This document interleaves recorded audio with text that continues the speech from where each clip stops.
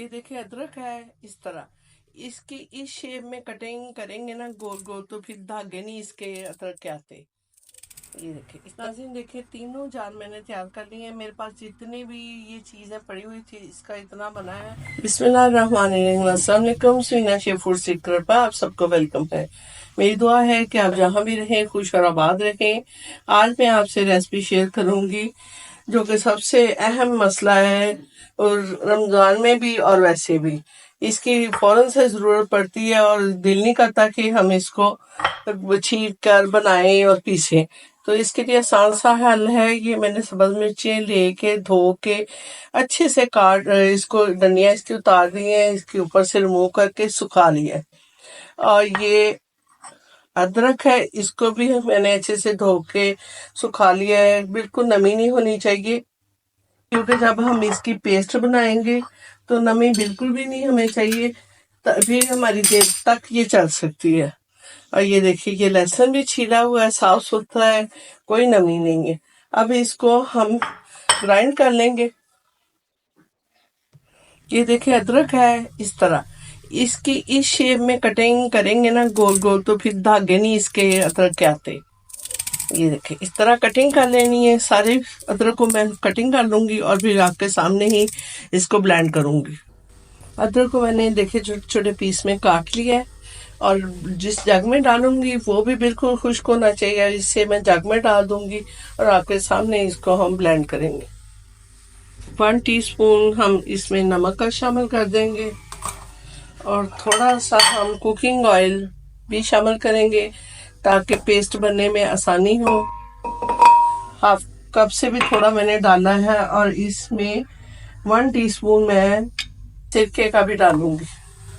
सिरका इसलिए हमने शामिल करना है कि ये ख़राब ना हो, और आपका ईद तक या ईद से बाद में भी आप यूज़ कर सकते हैं। और इसे फ्रिज में रखना है, फ्रीज़र में नहीं रखना। बस अब इसको हम ब्लेंड कर लेंगे।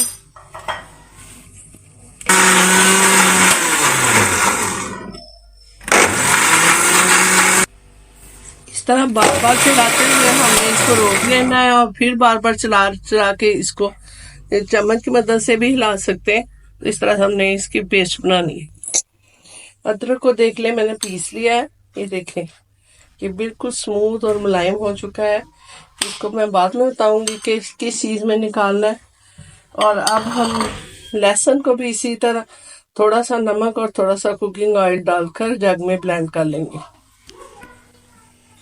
अब थोड़ा सा कुकिंग ऑयल भी डाल देंगे। थोड़ा सा मैंने 1 टीस्पून सिरके का डाल लिया है, और 1 टीस्पून मैंने नमक का डाल लिया है। और ये आपको घबराना बिल्कुल नहीं है। ये अगर कुकिंग ऑयल इसमें जा रहा है तो हम जब खाना बनाएंगे तब उसमें थोड़ा सा कम डाल लीजिएगा, लेकिन ये ख़राब नहीं होगी चीज़।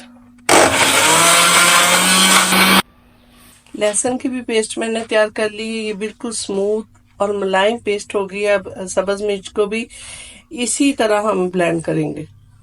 तीनों पेस्ट को मैंने तैयार कर लिया। ये देखें, ये सब्ज़ मिर्च है, और ये लहसुन है, और ये अदरक है। अब इसके लिए मैं जार ले लूँगी 3, जिसके ऊपर लिड पे मैंने लहसुन भी लिखा है, और इधर भी मैंने ये ट्रांसपेरेंट जो टेप होती है उस पर लिख के इसको लगा दिया है। इसी तरह अदरक भी है। ये अदरक है, इस तरह मैंने लिड पे भी लिखा है। इस तरह आप लिख के अपनी सहूलत के लिए रख लें। अब ये तमाम जो पेस्ट है इन तीनों जार में मैं डालूंगी, और जो आपने टेबल स्पून लेना है वो ड्राई होना चाहिए। नाज़रीन देखिए तीनों जार मैंने तैयार कर ली है। मेरे पास जितनी भी ये चीज़ें पड़ी हुई थी इसका इतना बना है। आप बेशक चाहे तो हफ्ते 10 दिन के लिए 15 दिन के लिए बना के रख लें, या ज़्यादा बना के रख लें, साथ ही ईद का भी आपका काम हो जाए। अगर आपने ये नहीं बनाया तो अभी से बना के रख लें।